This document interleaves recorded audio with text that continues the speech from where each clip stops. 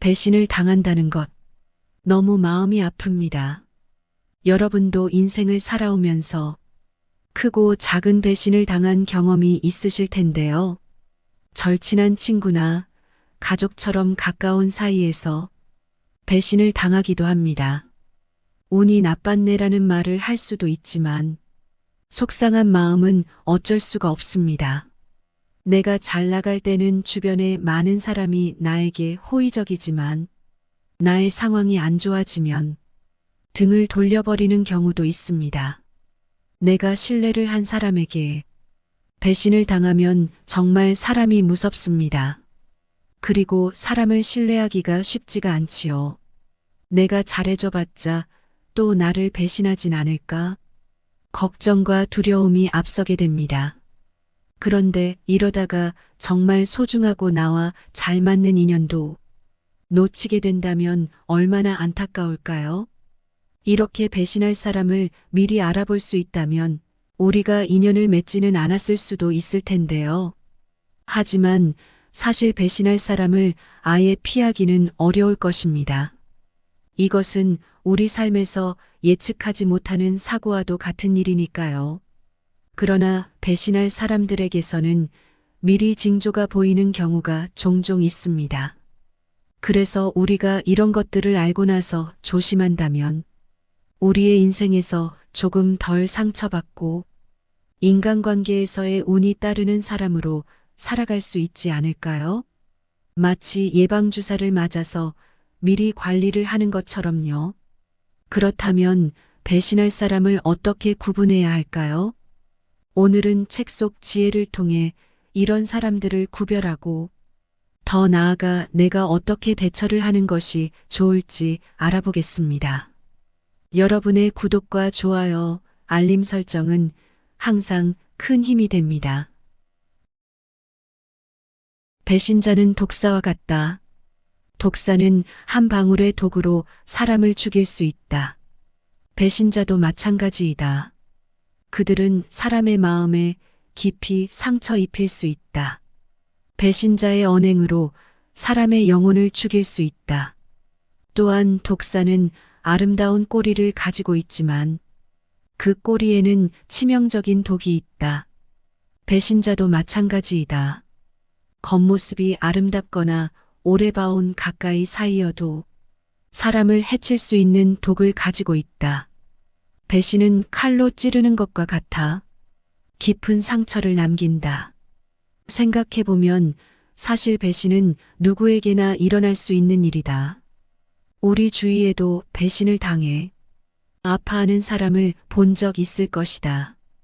그만큼 친구, 가족, 연인, 동료 등에게 일어날 수 있는 일이다.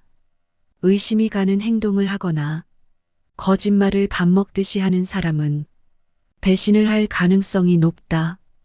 배신자는 자신의 이익을 위해 타인의 신뢰를 배신하는 사람이다. 인생에서 배신자를 피하는 것이 가장 좋겠지만 사실 배신자가 여러분의 삶에 들어왔다면 바로 끊어내기가 힘들 수 있다. 그 사람과의 관계를 잘 생각해보고 그 사람과의 거리를 유지하는 것이 중요하다. 상황에 따라 그 사람과의 인연을 아예 끊기가 힘든 상황이 있기 때문이다. 이럴 땐 서서히 거리를 두는 방식으로 멀어져라. 배신자는 크게 두 가지 유형으로 분류된다. 계획적인 배신자와 비계획적인 배신자이다. 계획적인 배신자는 처음부터 여러분을 배신할 계획을 가지고 있다. 그들은 사람을 속이고 신뢰를 얻은 후 자신과 가까워졌다는 것을 알게 되면 배신한다. 반면에 비계획적인 배신자는 처음에는 당신을 배신할 계획을 가지고 있지 않다. 그들은 순간적인 충동이나 자신의 이익을 위해 사람을 배신한다. 배신자를 알아보는 방법은 간단하다. 바로 배신의 심리를 알아보면 된다. 첫째, 질투이다. 이런 사람은 가까운 사람이 많다. 옆에 있던 사람이 같은 위치인 줄 알았는데 행복해 보인다고 질투를 해서 배신하는 것이다. 그들은 타인의 성공이나 행복을 질투해서 뒤에서 말을 조심하지 않고 사람에 대해 함부로 말하기도 한다. 질투가 많은 사람과는 관계를 맺을 때 주의해야 한다. 둘째, 이기심이다. 사실 인생을 살다 보면 이기심 때문에 나타나는 문제가 참 많다. 그럴 것 같지 않았던 사람조차도 가끔은 여러분을 배신하여 마음 아프게 만들 수 있다. 자신의 이익을 위해 사람은 배신할 수 있는 존재라는 점을 명심해야 한다. 셋째, 갈등이다. 가끔 살다 보면 의도치 않게 우리가 타인에게 상처를 줄 수도 있다. 그렇게 되면 그들은 상처를 받았거나 원한을 품고 있어서 분노를 느껴 배신할 수 있다. 이럴 땐 의도에 대해 명확히 말하여 오해를 사지 않도록 하는 것이 필요하다. 넷째, 두려움이다. 여러분이 현명한 사람일 경우 배신자들은 여러분에게 숨기고 있는 어떠한 사실이 들통날까봐 두려워서 배신할 수 있다. 그러니 뒤통수를 먼저 치는 것이다. 그렇기 때문에 사람을 알아보는 눈을 기르는 것이 참 중요하다. 인간관계에서 신뢰에 대해 알아보도록 노력하자. 신뢰는 인간관계의 가장 중요한 요소 중 하나이다. 신뢰가 없으면 관계는 무너지고 만다. 배신은 신뢰를 깨는 행위이기 때문에 관계를 파괴하고 고통을 준다. 따라서 우리는 배신을 피하고 신뢰를 지키는 것이 중요하다. 결국 배신자는 사람의 마음을 아프게 하고 사람을 힘들게 하는 존재이다. 인생에서 배신자를 알아보고 주의하는 것은 우리의 삶을 행복으로 가는데 도움을 줄 수 있다. 그렇기에 배신을 당하지 않기 위해서는 나 자신도 신중하게 행동하고 신뢰를 쌓는 것이 중요하다. 더불어 나이가 들면서 사람을 보는 지혜가 생기니 사람 보는 눈을 키워가자. 인간관계에서는 야박한 사람은 조금은 주의할 필요가 있다. 이런 사람들은 신뢰하기가 어렵다. 또 쉽게 맺은 인연은 바람과 같이 사라질 가능성이 크다. 너무 쉽게 얻은 것은 소중함을 몰라서 금방 떠나보내는 경우가 종종 있는 것과 같다. 그러니 처음부터 가벼운 인연이라면 깊이 맺지 않는 것이 좋다. 인연을 맺으면 도움이 되는 경우도 있지만 해를 입는 경우도 있다. 양날의 검이라는 점을 항상 명심해야 한다. 그래서 늘 인연을 양적으로만 많이 맺으려고 서두르지 않아야 한다. 사람을 많이 알고 지낸다고 하여 부러워할 필요가 없다. 인간의 시간은 한정되어 있다는 것을 알아야 한다. 시간이 돈이라는 말은 지혜로운 옛 조상들이 한 말로 괜한 말이 아니다. 시간과 돈 그리고 능력 등 인간에게 주어진 자원은 모두 한계가 있다. 그렇기 때문에 인간은 다양한 기회들 중에서 선택해야 한다. 선택하는 것은 곧 다른 기회들을 포기하는 것이다. 그 중에서도 정말 중요한 기회는 인연을 맺는 기회라고 할 수 있다. 나이가 들면 좋은 점 중 하나는 각자의 여러 인생 경험 속에서 조금씩 사람을 잘 가려내는 법을 배운다는 것이다. 우리는 이와 같은 경험을 활용하여 평생 함께하고 싶은 사람일수록 더 예의를 갖추는 것이 좋다. 또 서로 간의 거리를 잘 조절해야 한다. 사람과 사람과의 관계에서는 적당한 거리감을 유지하는 것이 중요하다. 너무 가까워서도 안 되고 너무 멀어져서도 안 된다. 항상 적당한 거리를 유지하는 것이 좋다. 마음의 거리라고도 할 수 있다. 이것은 남녀 간의 만남도 그렇고 친구나 선후배와의 만남도 그렇다. 너무 가깝게 대하고 친한 사이면 실수를 하기 쉽다. 상대의 모든 것을 다 알게 되면 나의 모든 것도 상대에게 다 드러날 수 있다.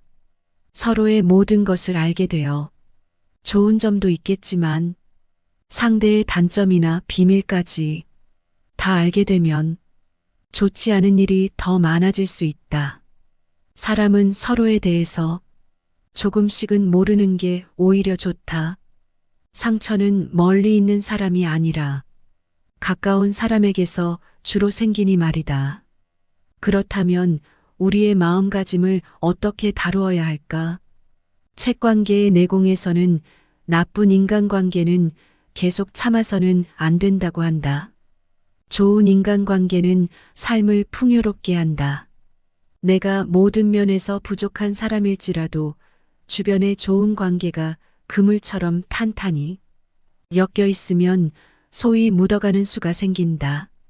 관계로 인해 외롭지 않고 힘을 얻고 지혜가 생긴다.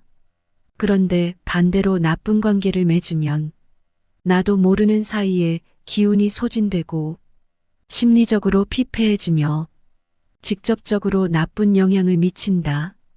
배신을 당하고 상처를 받는 경우 정말 가슴속에 사무쳐서 한동안 방황하는 사람도 많을 것이다.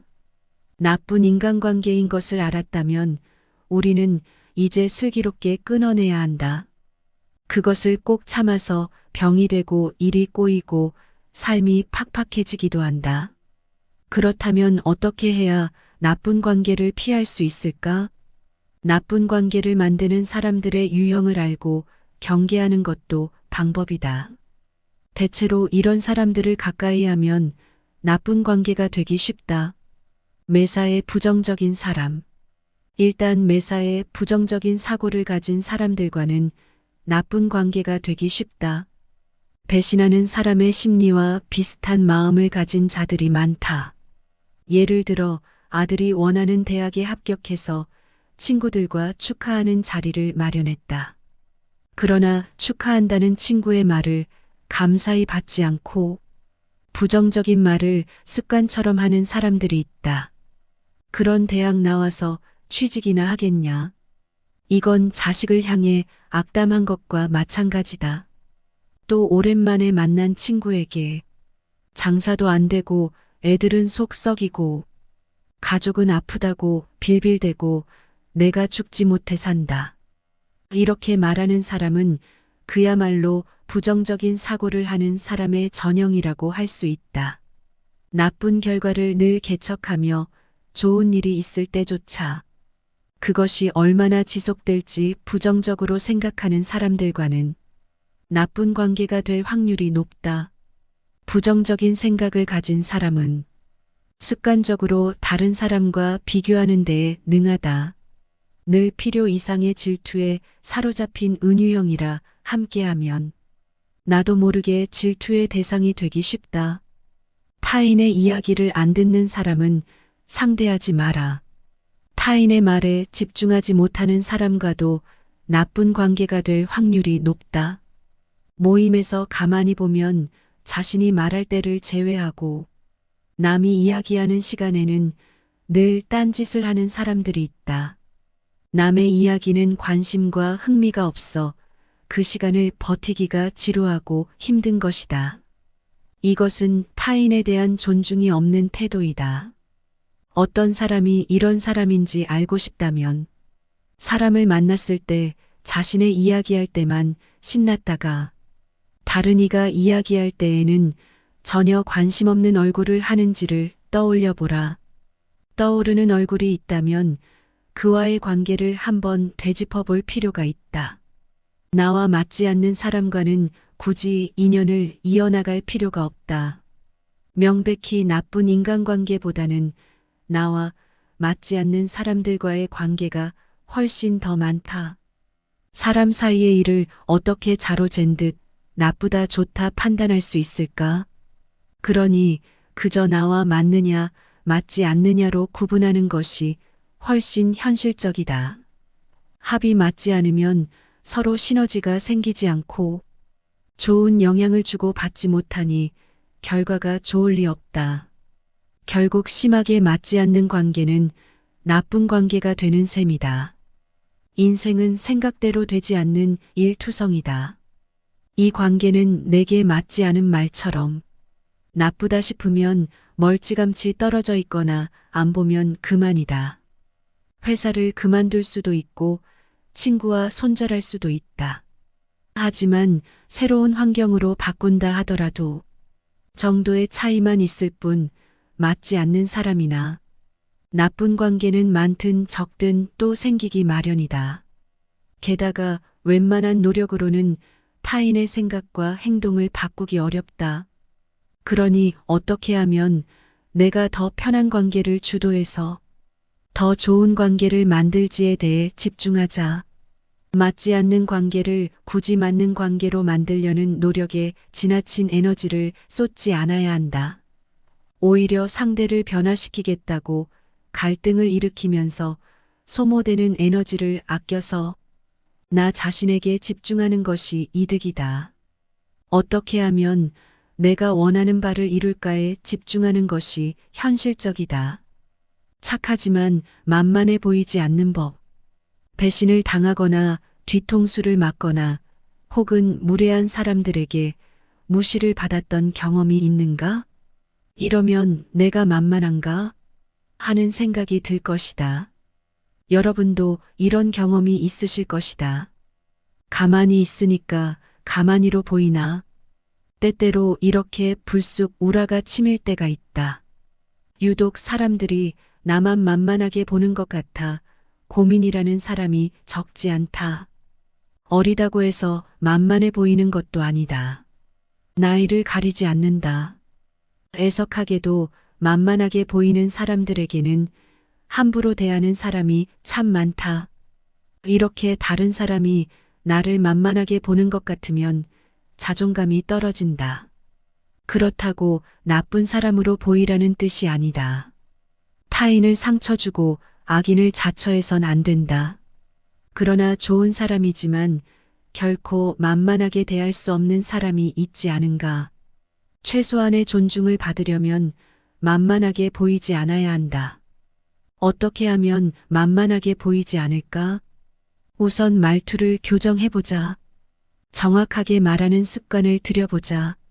누군가에게 만만하게 보이지 않는 가장 기본적인 조건 한 가지를 고르라면 그것은 바로 말이다.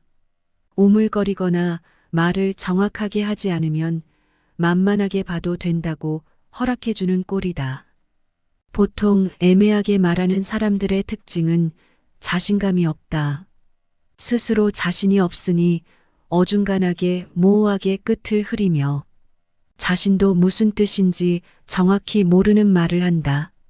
이러면 약한 사람으로 보여 상대방으로 하여금 공격해도 반격이 없을 것이라는 확신을 주게 된다.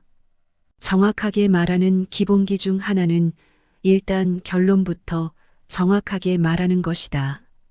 일단 무슨 말을 할지 상대에게 정확하게 말머리에 똑 부러지게 인지시키는 것이다. 또한 자신이 무슨 이야기를 어떻게 해야 할지 머릿속으로 정리하거나 간단히 메모를 하는 습관을 들여보자.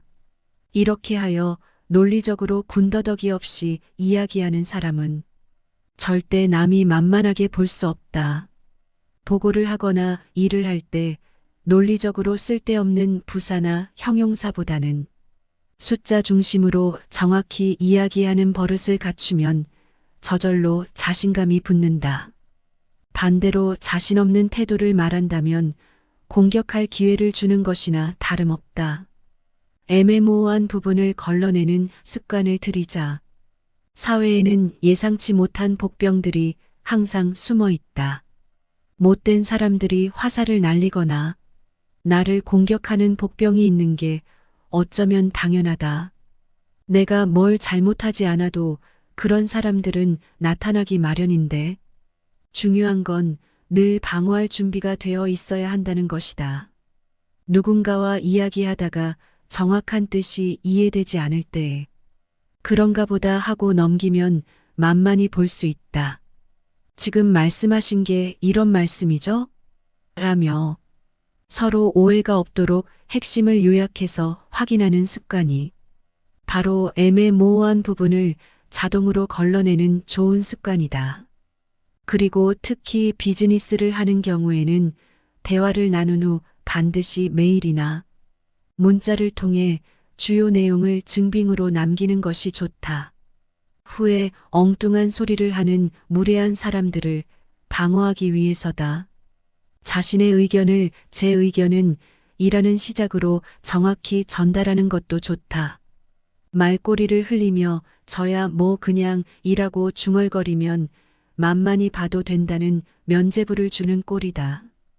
약함을 드러낼 때를 구분하는 습관을 가져야 한다. 한 인기 연예인이 자기 고민은 색깔이 없는 것이라고 고백하는 모습을 봤다. 자신은 그냥 남에게 잘 맞춰준다고 한다.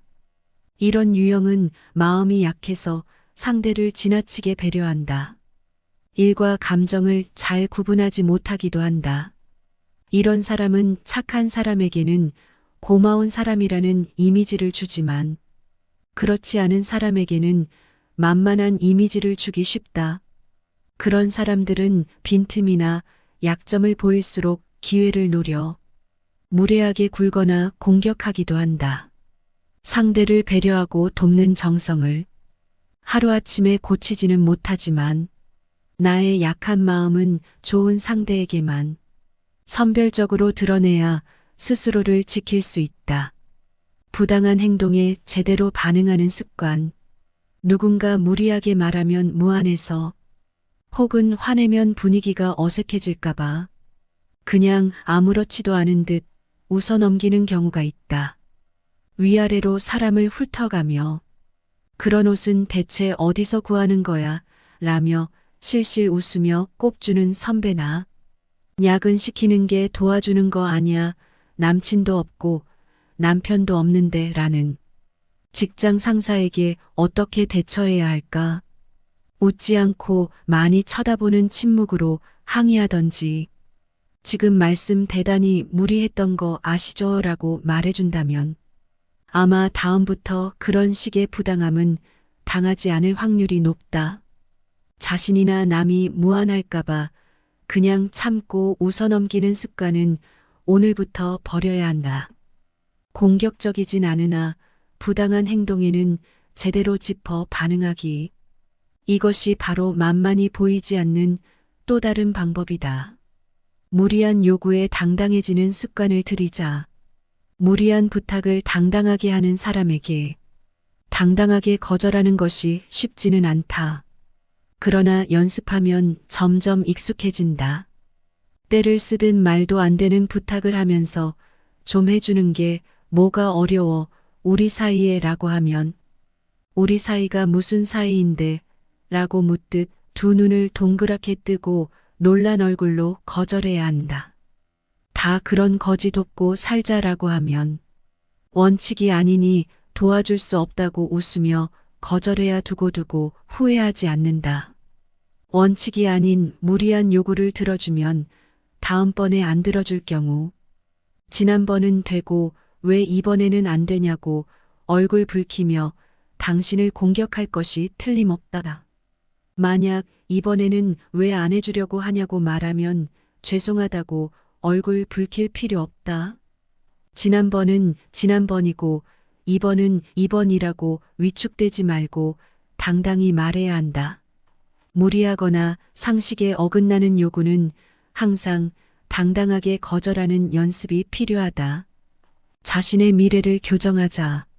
성장하는 사람은 만만히 보이지 않는다. 자기 분야의 전문가를 만만히 볼 만큼 대단한 사람은 별로 없다. 성장하고 있는 사람은 빈틈이 보일지언정 만만하지 않다.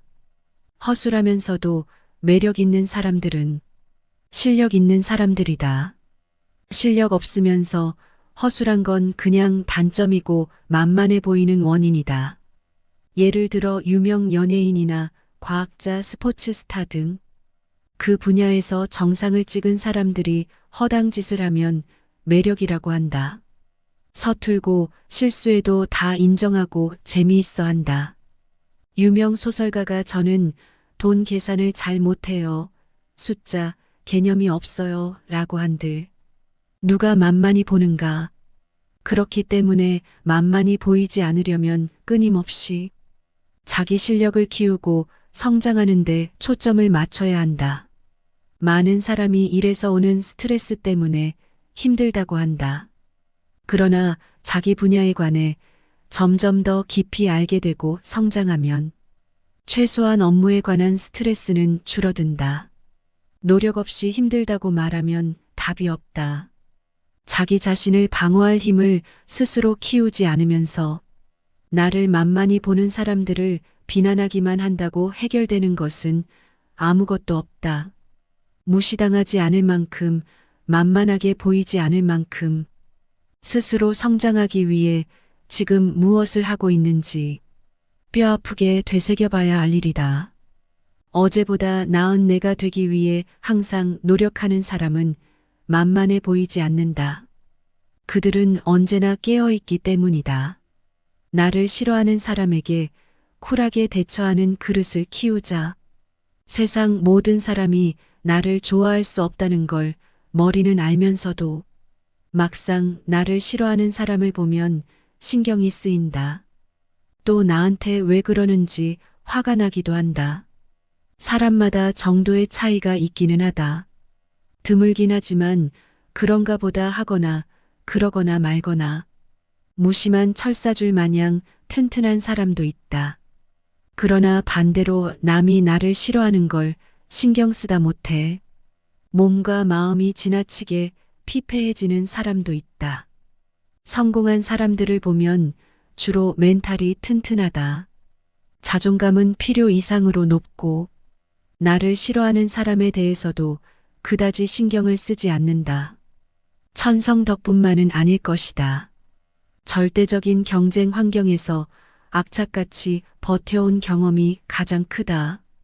남들보다 더 열심히 더 잘하고 싶어 눈썹 휘날리며 달리는 사람들을 시기하고 질투하는 사람들은 사방에 널려 있다. 그들은 당신이 노력한다면 끌어내려고 혈안이 되어 있다. 네가 해봤자 되겠어? 라는 무례한 말을 아무 생각 없이 툭 던지기도 한다. 그러나 우리는 이런 사람들의 말에 반응할 필요 없다. 그저 속으로 무시해주자. 성공한 사람들도 수많은 사람들 속에서 맷집이 좋아졌을 것이다. 누가 나를 싫어하거나 말거나 대충 무시하고 신경을 끄는 습관을 들여야 자신이 원하는 목표를 향해 전력 질주할 수 있다. 문제는 그게 잘 안 되는 경우다. 사람이기 때문에 그런 것이긴 하나 우리는 마음가짐을 잘 다스려야 한다. 나를 싫어하는 사람에게만 신경이 쏠려서 스스로를 불행 속으로 몰아넣은 사람들은 어떻게 마음 훈련을 해야 할까? 먼저 나를 막대하고 싫어하는 사람이 내 인생에 중요한 사람인지 그렇지 않은지 분류하자. 중요하지 않은 사람이라면 아예 안 보고 살아도 되는 사람인지 아닌지 다시 분류해보자. 안 봐도 되는 사람이라면 매우 간단하다. 그냥 안 보고 살면 되니까. 그런데 세상살이가 그렇게 단순하지는 않다. 너 나 싫어해 그럼 다시는 보지 말자. 이렇게 싹둑 잘라버릴 관계는 얼마 없다. 대부분은 중요하지는 않지만 가끔 봐야 하거나 계속 봐야 하는 사람으로 분류될 것이다. 중요하지 않지만 가끔 봐야 하는 사람인 경우는 어떻게 해야 할까? 예를 들어 동문회에서 어쩌다 한번 마주치는데도 같은 극끼리 밀어내듯 그냥 나를 싫어하는 느낌이 저 멀리서도 찌릿하게 전해져 오는 사람이 있다면 그냥 마음으로 끊어내자. 그것도 아주 단호하게. 그 편이 내 정신 건강을 위해 좋다. 중요한 것은 마음으로 끊어낼 뿐. 겉으로는 내비추면 곤란한 상황에 처할 수 있다. 1년에 고작 몇 번 마주치는 동문회에서 너는 내가 왜 못마땅하니 라든가 선배님을 제가 왜 그렇게 싫으세요? 라고 따져 묻는 순간 공식적으로 피곤한 적을 만드는 셈이다. 어쩌다 한번 마주칠 사이라면 마음속으로 아웃을 선언할지라도 겉으로는 정중하게 대하고 최소한 나에게 해를 끼치는 사람이 되지는 않도록 관리하는 것이 좋다. 마음에 그냥 방치하는 것이다. 되도록 안 부딪히고 멀찌감치 거리를 두고 있는 것만으로도 신경이 쓰일 확률은 줄어든다. 그리고 이런 사람은 나에게만 이러는 경우가 아닐 것이다. 잘 살펴보면 그런 사람은 주위에 사람이 없다. 왜냐하면 계속해서 멀리하고 싫어할 상대를 찾아내고 상대의 단점만을 집요하게 보며 불행에 빠져 사는 사람이기 때문이다. 그래서 적을 만들기보다 대충 앞에서 적당히 둘러대주면 내가 아닌 공격할 다른 상대를 찾아 훌훌 떠날 것이다. 중요하지 않지만 계속 봐야 하는 사람인 경우는 어떻게 해야 할까? 내 인생에 중요하지 않지만 계속 봐야 하는 사람도 있을 것이다. 이런 사람은 직장에 가장 많다. 그래서 우리는 일과 관련된 사람들에게서 가장 스트레스를 많이 받는다. 옆팀 팀장, 같은 팀 선배, 동료, 거래처 직원, 또는 일로 엮인 많은 사람들. 매일 봐야 하는데 때로는 노골적으로 나를 싫어하는 티를 팍팍 내는 사람과는 어떻게 지내야 할까? 이 경우에도 먼저 저 사람이 내 인생에 결정적인 영향을 미치는가를 곰곰이 생각해 보자. 대부분 그렇지는 않다. 그래서 당신이 나를 싫어하든 말든 나는 개의치 않겠어라고 의도적으로 결심하는 것은 마음 한구석을 조금 단단하게 하는 효과가 있다. 사실 내가 싫다는 사람은 어쩔 수 없다. 싫어하는데 이유가 있을 수 있지만 딱히 없을 수도 있다. 그러니 건성으로 대답하거나 대충 무시하면 상대도 그것을 느낀다. 기분이 나쁘거나 재미가 없으면 더 이상 안 그런다. 남과 겨루기 좋아하는 사람들의 공통점이다. 그래도 신경을 긁는 일이 계속된다면 정식으로 선 너무 넘네요. 지금 금 밟았어요. 라고 말해줘야 한다. 기분 나쁜 상대의 말에 반응하고 무서워하면 그것 자체에 우월감을 느끼며 즐기는 나쁜 사람이 곳곳에 있다. 그런 사람한테 신경 쓰느라 에너지를 쓰지 말자고 스스로에게 단호하게 단언해야 한다. 중요한 사람인 경우는? 내 인생에 중요한 사람이 나를 싫어하는 경우는 가장 어려운 상황이다. 제일 대표적인 것이 직속 상사이다. 회사에서 평가도 그 사람에게 받아야 하고 일도 가장 긴밀히 함께 해야 하는데 나를 싫어한다면 그야말로 난감하다. 직장인의 고민 상담 중 가장 많이 하소연하는 문제 중 하나이기도 하다. 부장이 다른 직원한테는 안 그러면서 나한테만 노골적으로 싫은 내색을 해요. 말도 함부로 하고 무지하고 다들 있는 자리에서 너는 그러니까 내가 싫어하는 거야. 라고 아예 대놓고 말한다니까요. 또 다른 예도 있다. 중소기업에서 과장으로 일하는 워킹맘인 그녀는 출산 휴가를 끝내고 출근하니 팀장이 바뀌어 있더란다. 초면에 팀장은 휴가에서 복귀한 그녀를 못마땅해 하며 네 머리가 돌아가겠냐 하는 말까지 서슴없이 내뱉었다. 어떻게든 자신을 잘라버리겠다 작정한 것 같다고 그녀는 공포에 질려 있었다. 사실 이런 사례는 어느 회사에서나 약간의 스타일만 다를 뿐 흔히 볼 수 있는 경우다. 내 인생에 대단한 영향력을 행사할 수 있는 사람이 어디 직속 상사뿐이겠는가. 내 인생을 들었다 놨다까지는 아니더라도 꽤 영향력이 큰 그들이 나를 싫어할 때는 어떻게 대처하면 좋을까? 우선 생각해 봐야 할 일은 진짜 나 싫어하는 거 맞아. 나 혼자 착각하는 거 아니야 라고 제3자의 객관적인 시선으로 따져보는 것이다. 다른 사람에 비해 나에 대한 태도가 정말 부당한 건지, 나 혼자 소설을 쓰고 있는 건 아닌지 냉정하게 생각해 볼 필요가 있다. 이러한 착각은 직장에서 흔히 일어난다. 여러 번 같은 실수를 저지르는 박주임에게 김 과장이 질책했다. 그러자 박주임은 왜 저만 싫어하세요? 라고 했고, 김 과장은 이렇게 말했다. 싫어하는 게 아니라 박주임이 실수하는 걸 지적하는 겁니다. 싫어하는 게 아니라 반복해서 숫자를 틀리는 걸 바로 잡는 거죠. 몇 번을 고심해봐도 내가 잘못한 게 아니라 나를 싫어한다는 확신이 든다면 이러한 경우가 종종 일어난다. 그럼 그 사람이 나를 왜 싫어하는지 원인을 깊이 찾아보자. 예를 들어 지각을 자주 하거나 업무 기한을 못 지키는 등 나에게 문제가 있다면 그 부분을 고치면 된다. 아주 간단한 경우다.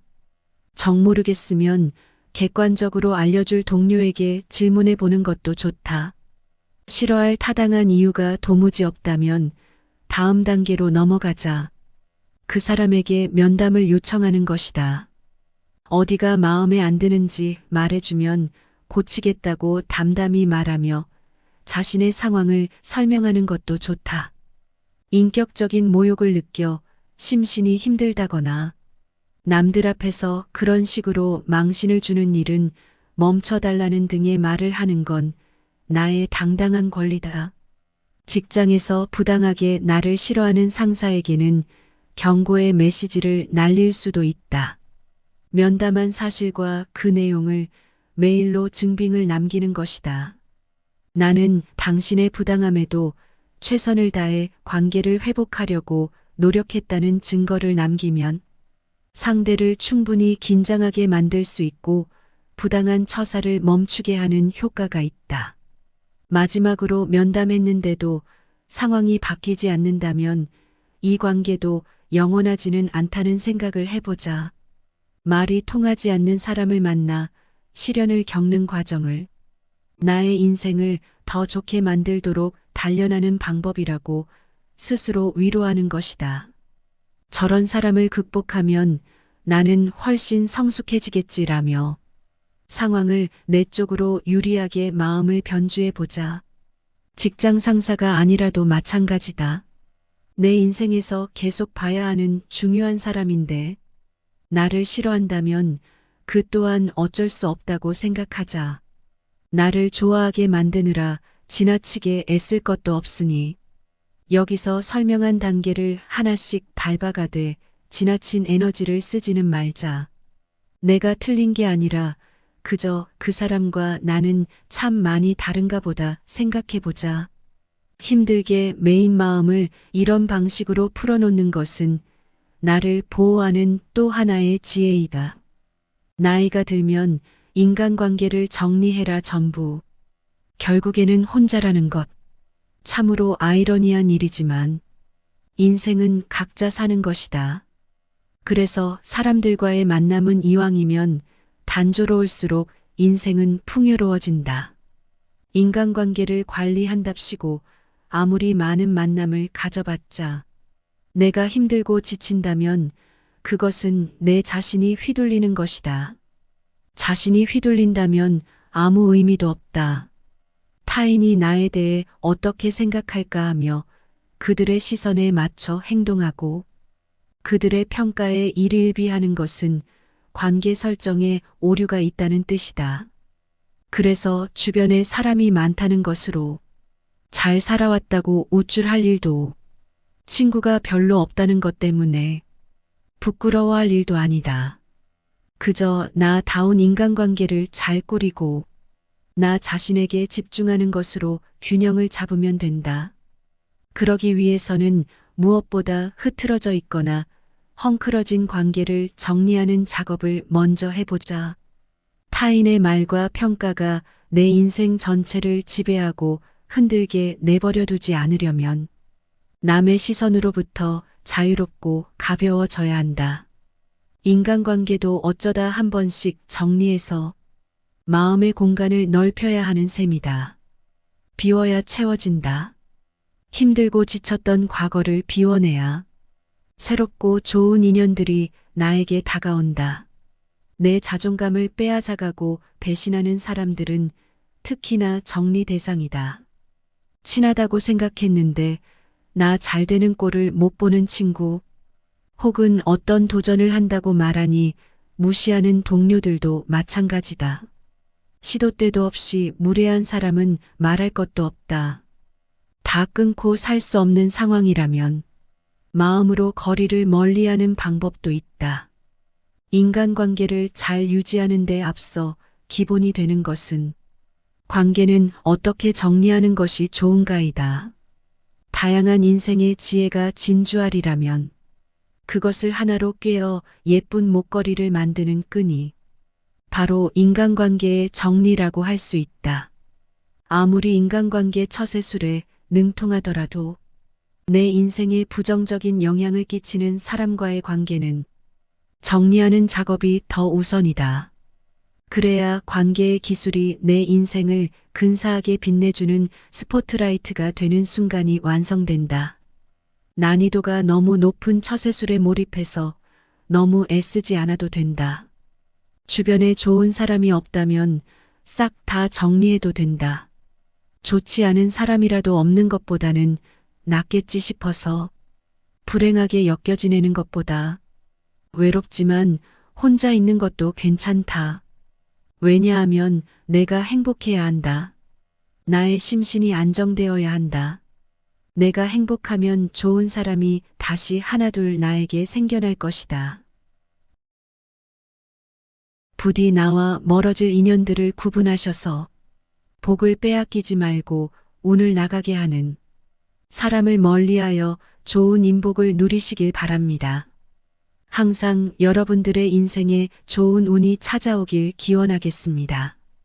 지금까지 삶의 지혜가 깊어지는 인생길잡이였습니다. 구독과 좋아요, 알림 설정은 영상 제작에 큰 힘이 됩니다.